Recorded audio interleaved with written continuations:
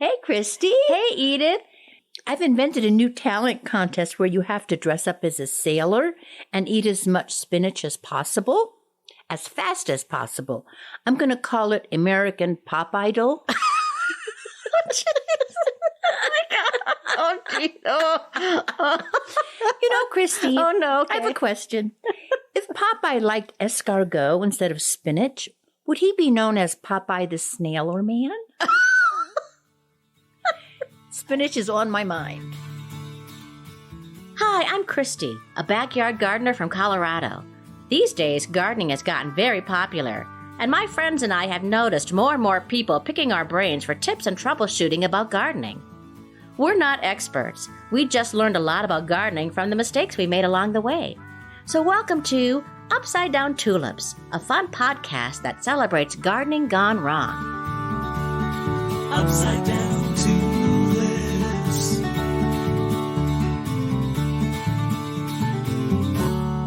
Hey everybody, it's Edith! Hi, everybody, and hi, Christy. And you're going to help me along because I think I've forgotten how to do this a little bit. It'll be like riding a bike, my friend. Like riding a bike. And hello to gardeners everywhere, and wannabe gardeners, and people who missed Edith like I did. Oh, how nice. I missed you guys out there listening, and I missed you and our enigmatic engineer as well. Oh, he's blushing. Edith, it's Yes. great to have you here today, especially because this is our 100th episode. Oh, wow. Is that why specifically you asked me to do this one? I think so, yeah. I think it's fitting, don't you think? Yes, I think it's very, very cool. Remember when we first started and we just kind of just stared at each other? Yes. Both so nervous. Pointed at each other, you talk, no, you talk. Oh, I do remember that. And now, and now the engineer just points at us and we just started gabbing. Yep, we just start doing it. Well, folks, we also want to tell you that we are wrapping up our Persephone period, which means that it's February and we're getting more and more sunlight every day. And so we're back to new episodes and brand new pod plays and more fun information. We want to give a special shout out to our garden party who throws a couple bucks our way each month so we can keep doing the podcast. And Edith, we have a new member of the garden party. Yeah. Thank you so much to Lauren from beautiful Wheat Ridge, Colorado. Oh, she's our neighbor. She's one of our neighbors that we don't know yet. And not only is she a neighbor, Edith, Yeah. but I dropped off her treat for being a member of the garden party. I walked it over to her house. She's that close to us. Wow. Oh, that's so cool. Would you give me her entire address, please? Yes, it's. I know, because you never know if you need a cup of sugar. You just never And you know. want to walk down the street. Or an egg, which now costs like $3 an I egg. know. I know. Jeez. That's an expensive omelet I made today, let me tell you. I tell you what. You know what I wonder, Christy? I wonder if anybody that listens to us has a greenhouse. And I wonder if they've started planting anything in the greenhouse now or how they use it, you know? Yeah. Because some people now have those really cool little greenhouses. I mean, I don't have one. I'd love one.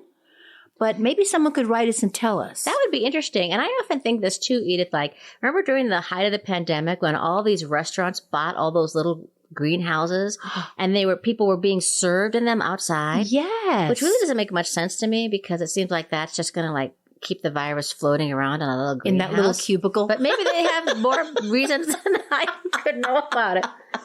But then I was thinking, like, well, now they don't have them anymore. I'm wondering, like, what do they do with all those little greenhouses? And would they sell them cheaply? Oh, my gosh, Chrissy, what a good thought. You're a good thinker. You're a good thinker. Yeah, you are.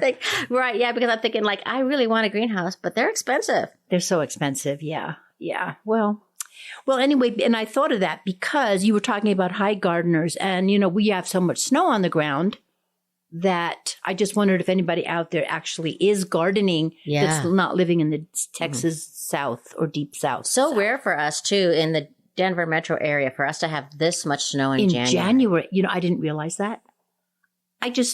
Time means nothing to me, apparently, because I don't know. And yet you arrived on time today, so. Well, I'm punctual if nothing else. Okay. I hate being tardy. Okay. Don't like the tardiness. I was actually 4 minutes late. Oh, that's very true. Yes. Yeah, I was. Yeah. I'm going to dock your pay. Ouch. Wow. Is anything happening in your garden world, Edith? Well, there's one thing that's kind of happened. First of all, I can't see any of my garden. Everything is totally covered in snow. Yesterday, finally, before it snowed, I saw some of it, and then it snowed again. But what I did, Christy, the long rosemary saga, weeks ago, I thought, okay, I didn't really get it out of the ground. I'm going to put a frost blanket around it. Remember how cold it got? It dipped into the 20s. And then it snowed. And now the frost blanket and the snow are exactly the same color. I haven't seen my rosemary in weeks. I think that's good, though. Maybe. I hope so. Because I think the snow is creating an insulation.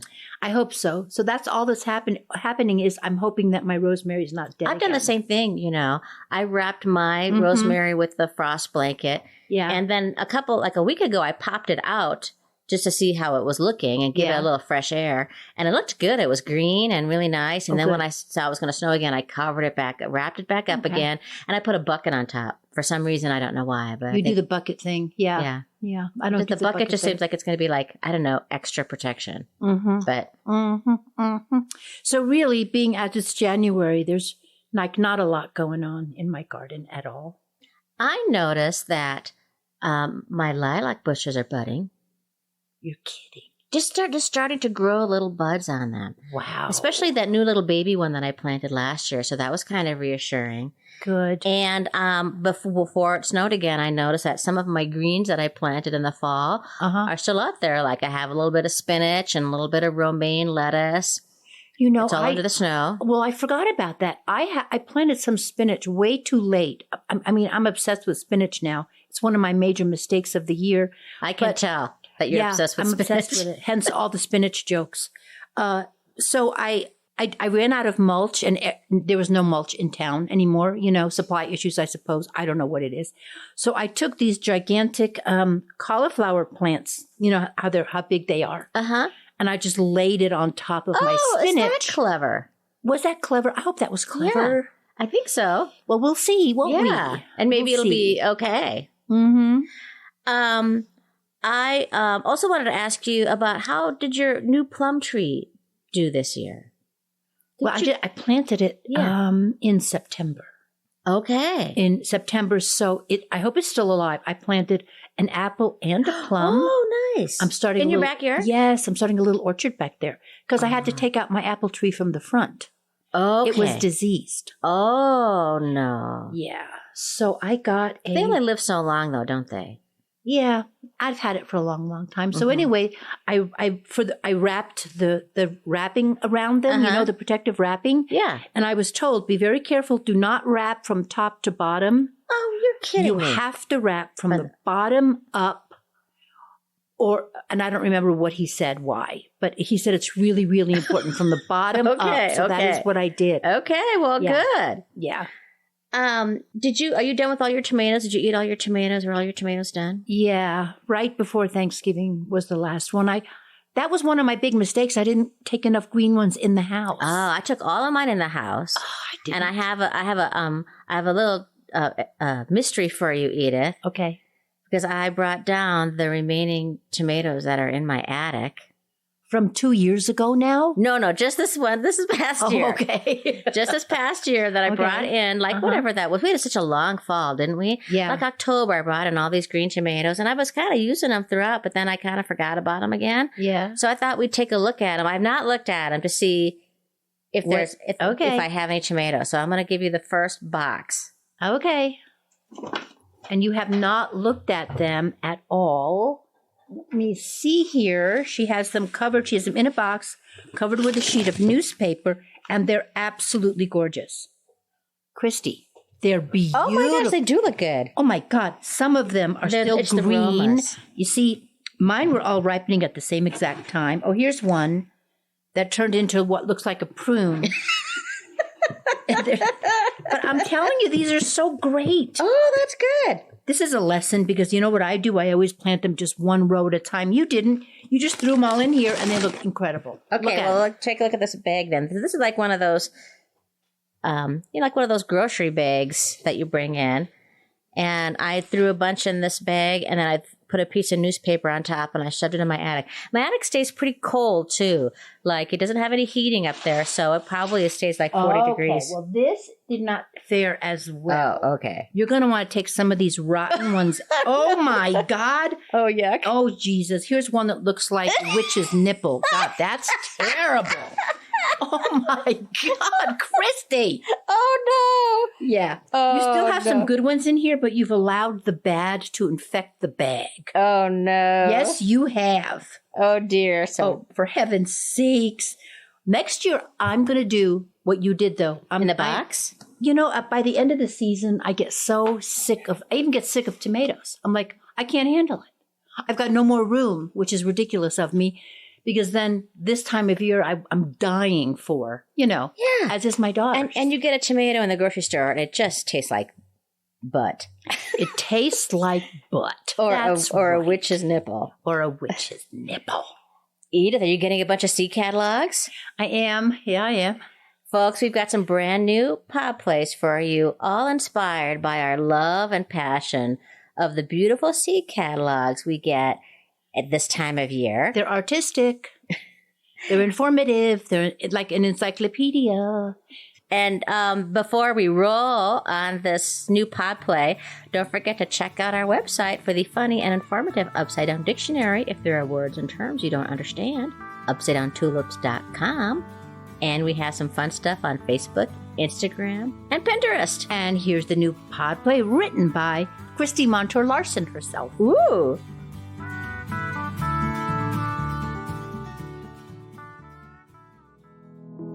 The kids are off on a sleepover. Your spouse is working late. This means you have a nice winter's evening to yourself. What shall it be? Netflix? Or maybe a bubble bath with that new book about the one thing you have always wanted to read about? Who could that be? Why, it's the mailman. He hands you a stack of mail. A couple of circulars, returned Christmas cards, a few bills, and then... Wait, what's that on the bottom? Why, it's... a seed catalog. On the cover are huge pink blossoms bursting out of a rustic tin container. Your hand starts to tremble as you touch the slick cover. What is this amazing flower, you wonder? I must have it. Wait, let's not rush the moment. Pour yourself a glass of wine, light some candles, then settle in and slowly begin to thumb through. Tete Noir cabbage, a delicious small traditional French variety. Small, solid, deep red, and a reliable producer of firm heads. Apricot lemonade Cosmos. The first Cosmos variety to combine sumptuous shades of buttery lemon, pink, and apricot. Japanese flowering kale. This delectable kale has dramatic ruffles, sublime flavor, and a depth of sweetness. Super Frost Hardy. You can wait no longer. You skim quickly until you find those huge pink blossoms. There she is, a stock flower. Japanese Sakura no Kagayaki, order number FL982. A fragrance so sweet and spicy, it is utterly intoxicating. Oh yeah. But then, your spouse comes home early. They brought home takeout and you watch that one show on Netflix everyone is talking about. It's nice. But still, you dream and yearn for your seed catalog. So when we were on the break, our excellent yet enigmatic engineer was explaining to me and Edith why the tomatoes that were in the bag probably went bad 1st. He has a good theory. Yeah, that maybe the bag was lighter, let light through. Because it's a white bag. Yeah, so that could have been it. And also, I think that bag has some plastic in it. I think. Oh. So who knows? That's a good point. Who knows what's around there? We're going to talk, friends, about some of our favorite garden mistakes of 2022 and our garden plans for 2023. But first, Edith, please tell us. Yeah. You have a musing. Well, it's something that I learned that is just really, really fascinating. So we all know that we're having a problem with the honeybees. We all know that they pollinate in America 1/3 of all the food. Without them, we would be in bigger trouble than we are now, with grocery prices, etc. So there's something here called American foul brood. It is an American disease. No, it's a disease that's in America, but it's also global. And I don't know why they call it American foul brood, but they've come up with a vaccine. Did you know that up till now, that they have been giving antibiotics to bees? Oh, to save them. Yeah. Now, what they're trying to do, they're not supposed to put antibiotics in chickens anymore. Mm-hmm. We're getting rid of, but they've been putting them in bees to save them. So this vaccine is going to save the bees, because when they get this foul brood, you have to burn the hive. And then you have to use antibiotics so that the other hives don't. So this vaccine, I bet you're wondering, how in the world do you give a bee a vaccine? Right. I get a little picture in my mind about it. Do you see tiny syringes? Yeah, I do. Well, that's not how they do it. Oh, okay. What they do is they put a syrup, like a sugar syrup, and they put the vaccine in the sugar syrup, and they put that in the hive. And as you know, the worker bees eat that, pre-digest it, and then feed it to the queen bee. So the queen eats it, and it goes into her bee lady parts, and then her offspring, her offspring are vaccinated. Wow. Come on. That's wonderful. That's just so cool. The science that goes behind that is so amazing, isn't it? It really is, and I'm sure there'll be some vaccination deniers out there. Don't vaccinate my bees. Right. But let them vaccinate your bees. You don't know folks. what's in that. You do not want antibiotics in your food. Wonderful. That's interesting. That's some good news, isn't it? That's very good news. Especially when you're hearing such sad news about bees all the time. Yeah, we're hearing way too much sad news. So we're going to make a huge effort to get good news. Well, speaking of bees, Edith. Yeah. When we look at talking about our favorite garden mistakes of 2022, I think we both have the same mistake, one of the same big mistakes, and that is, what in the tarnation happened to our zucchini this year? That's not just our mistake, Christy. That is my neighbor's mistake. People I see online, like in these gardening groups. And Karen, who is a host here also on Upside Down Tulips, she had trouble with zucchini, which is supposed to be the easiest plant in the world to grow. I mean, all the zucchini jokes about throwing them out in open car windows and stuff. I left my car windows open all summer. Nobody, not one zucchini. The one time I wish somebody would sneak some zucchini on my porch on National Sneak Some Zucchini in Your Neighbor's Porch Day. I would have. Nada. I would have, but I only had one zucchini from that gigantic plant. I had 2. Ugh. I got to say, I cannot count that as a mistake. I won't. That's a WTF. Right. That's what that is. Well, I did a little research about what people say why it's possible we didn't get zucchini. And one reason they're saying it has to do with bees is that your zucchinis were not being pollinized properly by bees. Really? Which I find a little hard to believe because I have so many bees in my yard. Me too, Christy. And then why did I have peaches? Why did I have... Good point. That's really interesting. Well, that's really interesting. Friends, you can hand pollinate your zucchini if you don't have enough bees. And it doesn't mean you should panic. Most zucchini plants will pollinate naturally. And once they start flowering, you can take a Q-tip and put it on the male flower and then move it on to a female flower. Don't let the neighbors see you, though. Okay, it's a private thing. Okay, go ahead. Yeah, maybe you could put a little sheet around it. Put a little sheet. You know. But you're right. Yes, that's a great idea, Christy. You could, and I also learned, I didn't know this either, Edith, but that male flowers show up a couple weeks before a female flower will. Uh-huh. And so the first flowers you get will always be male flowers. And it isn't until you get what looks like a baby zucchini at the end, that's the female flower. That's in all the squash. You can tell because they have a little tiny bump. Yeah. Like a little tiny squash boob.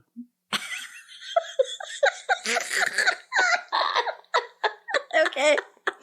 Another reason why you won't get zucchini is because they say it needs a lot of fertilizer. The plant does, but I was fertilizing this year. I've not changed the way I grow things. See, that's the thing.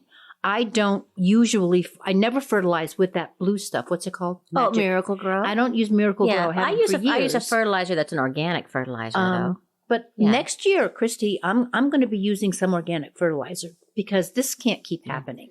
Well, this might have been the reason. Too hot. That makes sense to me. Once daytime temperatures get above 90 or nighttime temperatures above 75, zucchini plants begin to struggle and they won't make fruit. Okay. That would explain a lot of things. That would explain the late tomatoes. That would explain my curry squash. Yeah. Christy, I got one that was 1.5 inches big. I got a buttload of the spaghetti squash. Oh, good. So again, what does that mean? What does that mean? I mean, the spaghetti squash got pollinated. Yeah. Right? Yeah, and fed. And fed. And I put the spaghetti squash where I had the curry squash last year because I do rotate. So I don't know. Friends, if anybody else can help us with this, will you please write to us and tell us how we can have zucchini? I had to buy zucchini for the second straight year in a row. That is embarrassing. That is embarrassing. Guess what I had to buy the other day? What? Parsley? No. That's just hideous. Yeah, because, it's under the snow, to be fair. It is under the snow. Yeah. It is under the snow. Yeah. The snow is real crusty now. Yeah. What other favorite gardening mistakes have you had, Edith? You know what I did? So, I have a garage that is next to my garden, and there is a sidewalk, and then there's garden. I planted too close to the sidewalk, and then the sun how low it gets at the end of the summer? So those the pepper plants that I had a whole row, well, they didn't get any sun. Oh. So they would have liked the heat from the sidewalk, though. Yeah, but I guess they just didn't get sun and they just didn't grow. They were doing great, and then boom, they just looked at me like, we give up. So I had a disappointing pepper year, too. Did you, too? Yeah, I mean, it was okay. I've had better. Yeah. I'd give my peppers a C+ this year. So I'm not going to plant that close to the sidewalk. Got to remember where the sun is going to be. Not at the height of the summer when the sun is hot and high. It gets really low. Yeah. That reminds me of my friend Shannon, who's a lighting designer at Colorado Shakespeare Festival, which is outside. She designs lights, and they're in technical rehearsals in June, and she has to figure out what the lighting's going to be like in August. Oh my gosh, I never thought of that. Isn't that amazing? Yes. So maybe Shannon can come over and help us figure out how we're supposed to plant our gardens. Yes, let's ask her. Yeah. I had several things that fried this summer. Yeah, just fried. Yeah. I put them in the wrong place. Do you remember, Edith, I was so excited about these white marigold seeds I got from Botanical Interest? Yeah. They were called White Kilimanjaro. There'd be these big white pom-pom marigolds. I thought they'd be so pretty. I planted them in the far stretches of my yard, near the sidewalk, and of course the places that get the least amount of water. And when I came back from vacation, they were gone. They were just fried up. Oh, no. I'm going to try it again, but I'm going to plant them closer to my house. So do you think they fried because of lack of water? Yeah. Because they love the heat. Yeah. Okay. Yeah. Same thing happened to scarlet runner bean. Usually I get so many, I'm giving you extra seeds. Do you not remember last year? That was one of my issues. Yes, Remember that? That's right. It happened to me now. Well, they were facing the south, the southern sun. And I got nothing. Little tiny red flowers, no beans. And that was because of the heat. That's so interesting. They started out great. Really well. I always plant them in the Sure. same place. And I have no seeds. I'm going to have to buy seeds next year. So I had marigolds. You know those African marigold? You gave me those seeds? Yeah. Well, I should not have let them grow so wildly in my herb garden because they started hiding things. Like I never saw my shallots until it was too late. Yeah, they get big, those Yeah. African marigolds. And they just proliferate.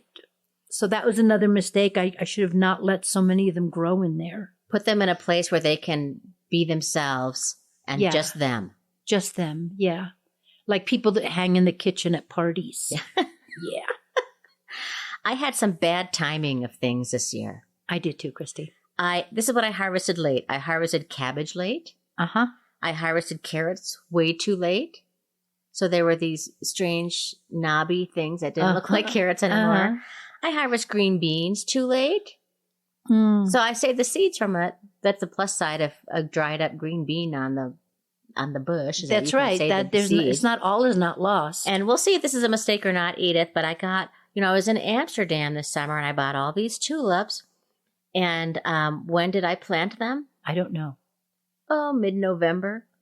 That's not good, is it? It's a little late. Maybe it might have even been late November now that I think about it. Yeah. So we'll see. That might be a mistake. It might be, but the snow might protect them. Yeah. We've had so much snow on the ground. I don't know what happened. I winter sowed cauliflower and I planted 3 of them. One was absolutely beautiful. The other ones, one of them was, I'm not kidding, 1 inch around, and the other one was 1.5 inches. I don't know what happened. Just didn't have it in it. It just didn't have it in it. One of my tomatoes just decided not to thrive. Yeah. Failure to thrive. Failure to thrive. It just sat there and went away. Yeah. It's like Luke Skywalker and Leia's mom. Padme, she lost the will to live. It's like, what? They can make Darth Vader and you've lost the will to live? Yeah. Right. As you see, I have no idea what that reference is, but sorry. I'm trying to be supportive. You were incredibly Thank you. supportive. Thank you. I think we need to do something now.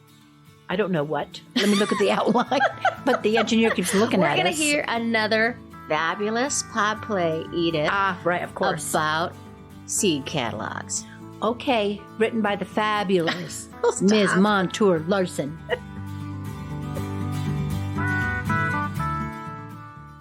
And that's when I hit bottom. I thought I could stop anytime I wanted to, but boy, was I wrong. That's why I'm here. So I'll just keep working my steps and keep coming to these meetings. Anyway, thanks for listening. Anybody else want to share? How about you? Who, me? Yeah, you back in the corner. You've been coming every week for a month. Would you like to share? You might feel better. No pressure. Well, I don't know if I really belong here. That's what I thought once, too. Why don't we start with your name and how long it's been? Well, my name is Lauren, and I guess it's been about 3 days. Hi, Lauren. Hi. When did it all start? It's okay. We're all friends here. During the pandemic, I started listening to this very fun podcast called Upside Down Tulips and felt so inspired. I got to thinking, maybe it would be nice to have a little container cherry tomato plant. I never knew how good it felt to get my fingers in the moist soil. And the joy I would feel as my little plant grew and grew. I even got a couple handfuls of tomatoes. I had never tasted anything so wonderful in my life. So the next year, I got some raised beds and bought a couple of different kinds of tomatoes and some marigolds. I mentioned to a friend of mine that I was going to buy some basil plants when he said, "Why buy a basil plant when you can grow some by seed?" And he reached into his pocket and pulled out a packet of basil seeds. Seemed harmless enough. So I followed the directions on the seed packet and planted the basil seeds. And I gently misted them to keep the soil moist, like I learned on upside-down tulips. And one day, I came out to my garden, and I saw a little bright green row of basil coming up. It was amazing. Then I started full-on buying and growing seeds. Cucumbers, beans, squash, and radishes, cosmos, zinnias, foxglove, and lavender. I even learned how to winter sow. I was on top of the world. Then one winter day, I went to pick up the mail, and there, under some returned Christmas cards and some bills, was a seed catalog. At first I thought, that is way too intense for me. I will buy seeds from my local nursery, but to buy from a catalog? No way. But when I saw those tantalizing pictures and luscious descriptions, I was mesmerized. As I paged through the seed catalog, summer once again seemed possible. I came across a Cherokee purple heirloom tomato, 80 days, pre-1890 variety, beautiful, deep dusky purple pink color, superb sweet flavor, and very large sized fruit. I thought, what could go wrong? And I placed an order. From that moment on, it's all been a blur. I started ordering so many seeds, I needed to get a seed organizer. When I wasn't getting enough seed catalogs in the mail, I started seeking them out and ordering catalogs online. Burpee, Baker Creek heirloom seeds, botanical interests, Renee's. I am hiding my seeds from my family. I even bought seeds from outside my zone. What has happened to me? Oh, there. You just made the first germination to recovery, admitting you were powerless over seed catalogs. You are right. I do feel better. What's next? Keep coming to meetings, listen to Upside Down Tulips, and we'll just take it one seed at a time. One seed at a time.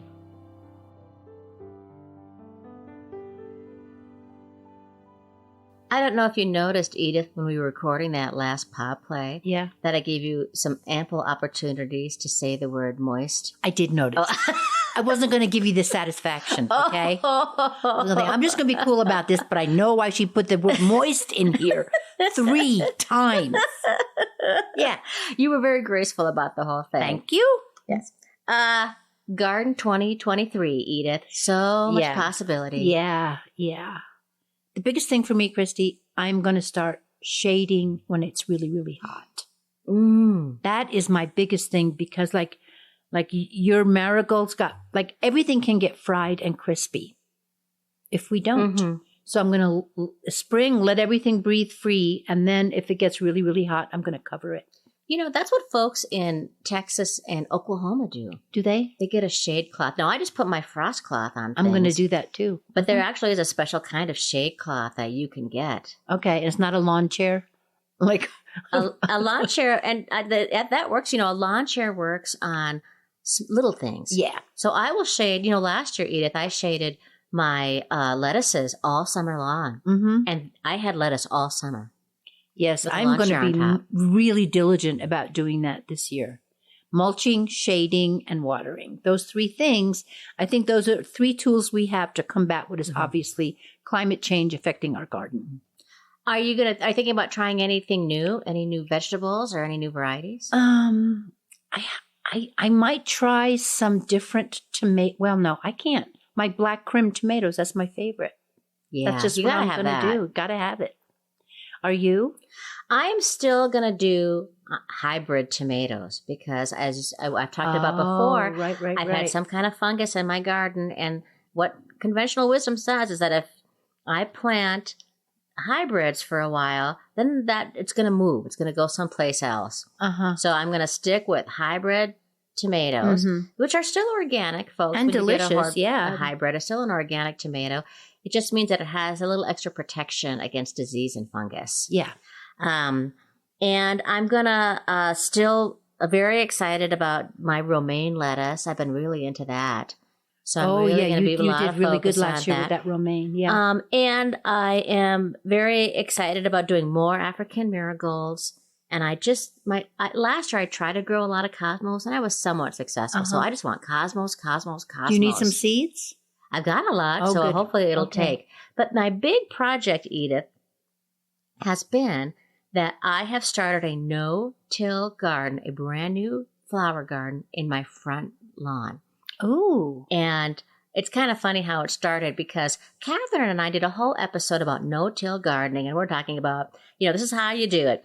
You put some lime down to get rid of your grass, and you put some cardboard down, and then a lot of compost, and then some newspaper, and then more cardboard, and then you just keep layering and layering and layering, and make some holes in it, and you can plant in the spring. And I thought this will be great.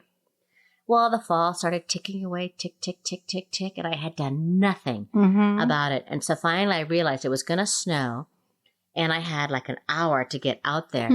And my handsome and handy husband saying, Christy, you don't have time to do that. Just let it go. But I just got a little stubborn streak in me. So it was like 3:00 in the afternoon. The sun was quickly setting. I had to drag up my hoses. And I I looked for some lime. I didn't have any lime. So I said, okay, that's fine. And I get my cardboard that I've been collecting. Not nearly enough cardboard. Hardly, right? I got one layer of cardboard. I watered it all down. And then I went to go get some soil, right? I thought I had lots of bags of soil.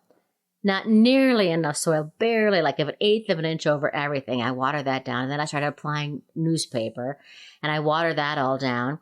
And, but because we didn't have any snow cover for a while, and I didn't have time to go out there and continually water it, the newspaper's drying up and flying over the neighborhood. And my husband's just shaking his head at me. So thank goodness it has snowed to cover up sort of my shame of starting that garden out there. And I know that when that snow melts, I have to get out there and I have to put in another layer.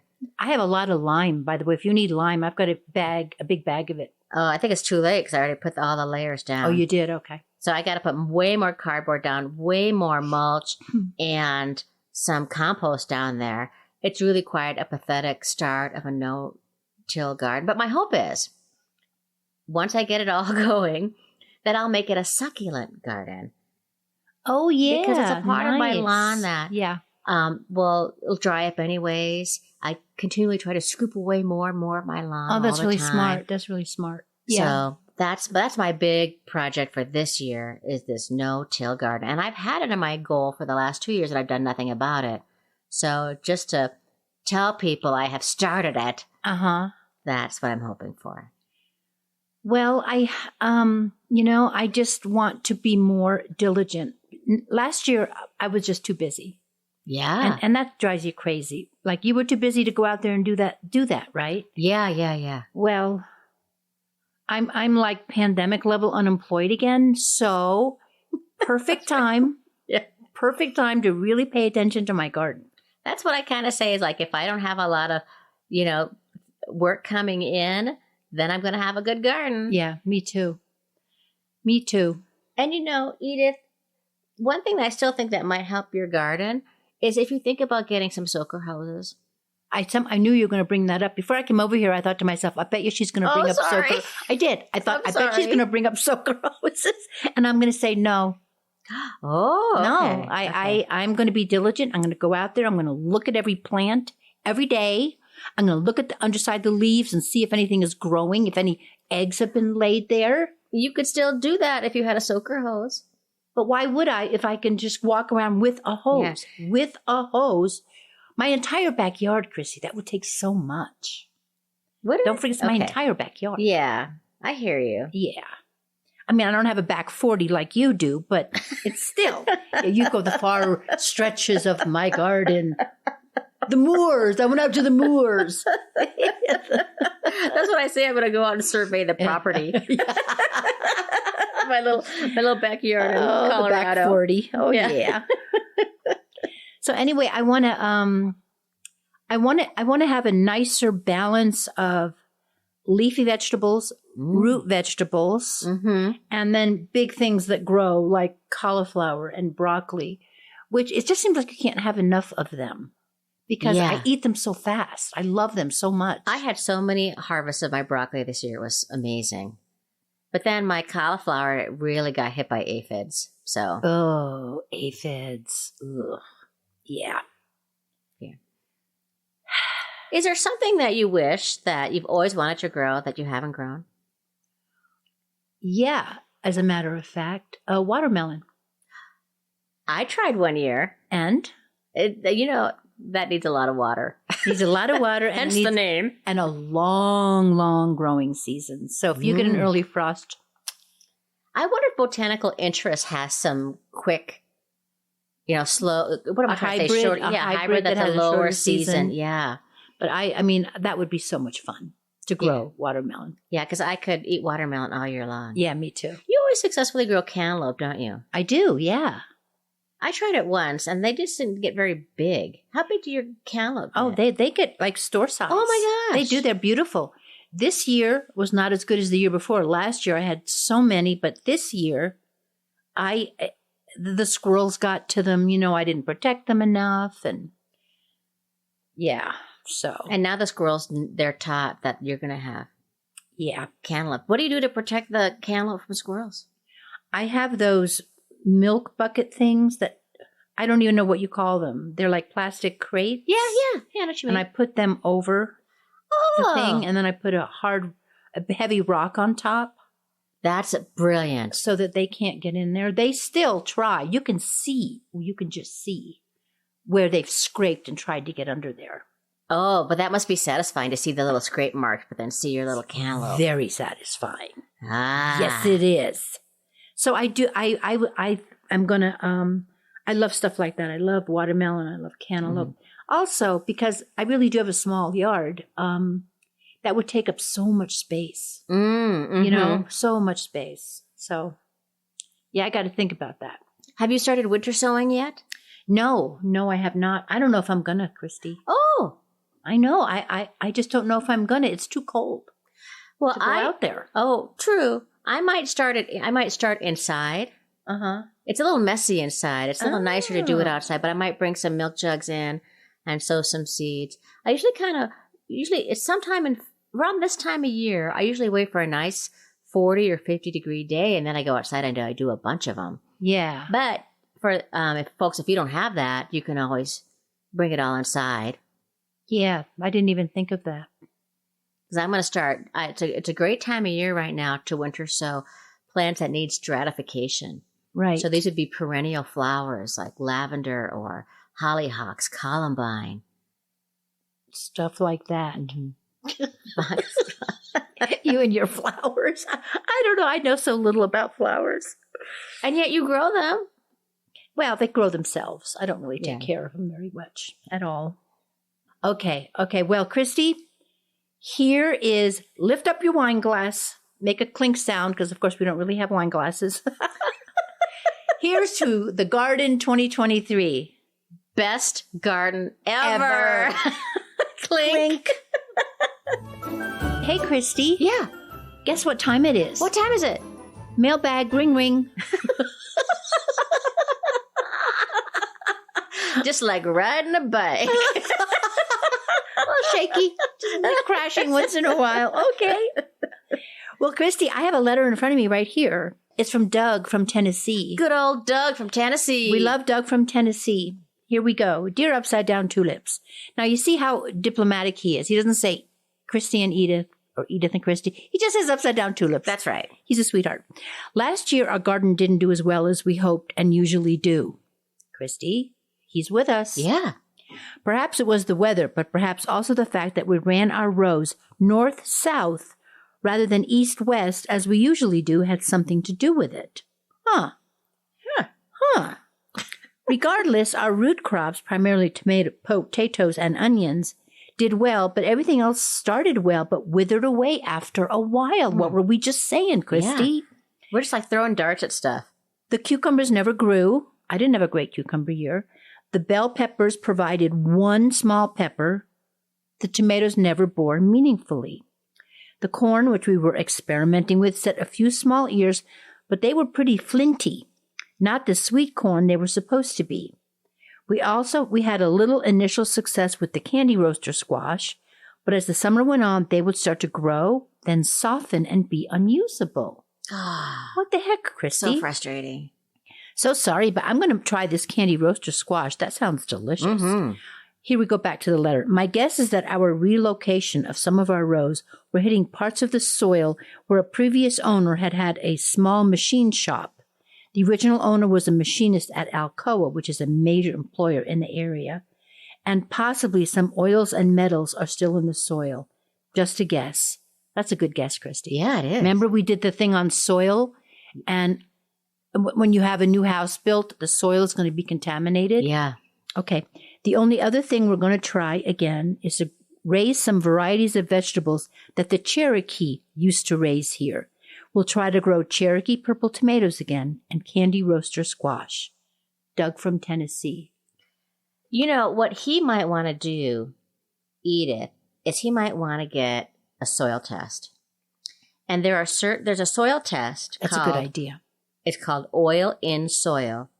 And it's a screening kit that can let you know if you have oil in your soil. That is a really good idea. It looks pretty easy, too. You just kind of, you get a little jar and you add some soil to a line, to a label, and then you add some water. And then you shake it and it releases some dyes and it will let you know. Oh my gosh, that's such a good idea. I think it's like $10. Because oil and soil. Yeah, a machine shop, it would have all kinds of hard metals in that soil. It probably would. I love his idea of growing what the Cherokee used to grow there. Yeah. I love that. That's like native to the soil. Right. Well, what a good idea that is. And also interesting about like why he went east-west. But he usually does east-west, but then he went north-south. Now, what do you do? You usually do. I do kind of a version mixture. Of square foot gardening. Okay. Yeah, and I will alternate the rows just because I think it looks prettier. Me too. Yeah. Some of mine are east-west, some of mine are north-south. Yeah, I just kind of move it around like, oh, what's next to it? So it looks maybe like a log cabin quilt. I just try to be careful not to put the really tall things and when it's facing south, not to put the tall things in front of the little things if they need a lot of sun. Oh, you know what I mean? Yeah. And the other thing I'm trying to be careful with is to put stuff like you can plant lettuce in amongst the big tomatoes for shade. Mm-hmm. But the tomatoes not bearing meaningfully. Yeah, that's too bad. Mine did well. He may want to try some hybrids and stay away from heirlooms for a while. Well, you know, I think the things we have kind of learned as we've been backyard gardeners all these years, Edith, is that some parts of it is just a mystery. Yeah, you just are not going to know. There's so many variables depending upon how much moisture, how much sun, what your soil is like. You can get a bumper crop one year and not know what to do with all the stuff, right? Another problem. Next year, nothing. Yeah. So true. And sometimes I even wonder about the water, like the Denver water that we use. Like what's in that? Is that helpful to the garden? Because I do notice that when it rains, it's a whole different deal than when we use city water. Yes. Which is why I try to collect rainwater in buckets as much as I can. Friends, I have seen this at Edith's house when we have gotten a big storm and she will just have buckets everywhere. Yeah. I hope the people in California are doing that right now. Yeah, they had such a big drop. Yeah. Oh my gosh. Yeah. Well, friends, if you have similar mysteries, you want to tell us how your garden was last year. What are your fun plans coming up for 2023 in your garden? What shall we do about our zucchini?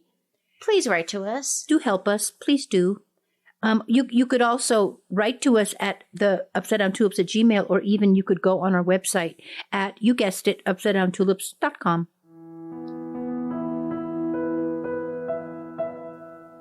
I'm looking at Christy, and she looks, inspired. She looks like she has something to say to us. What is it, Christy?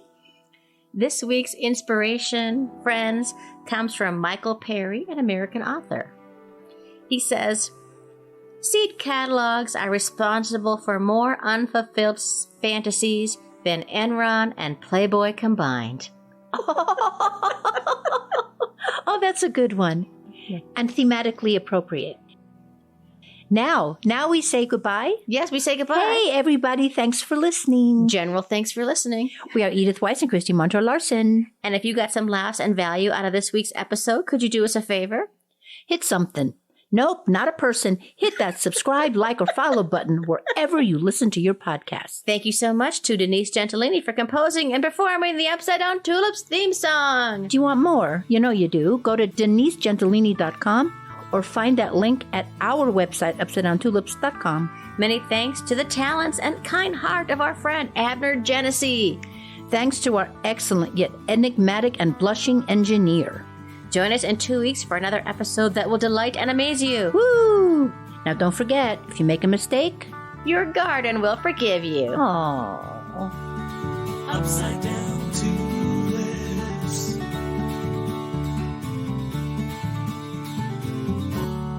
Thank you. Did you notice, Edith, What? I had your name go first?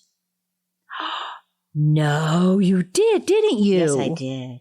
Oh, thank you. All right. Thanks.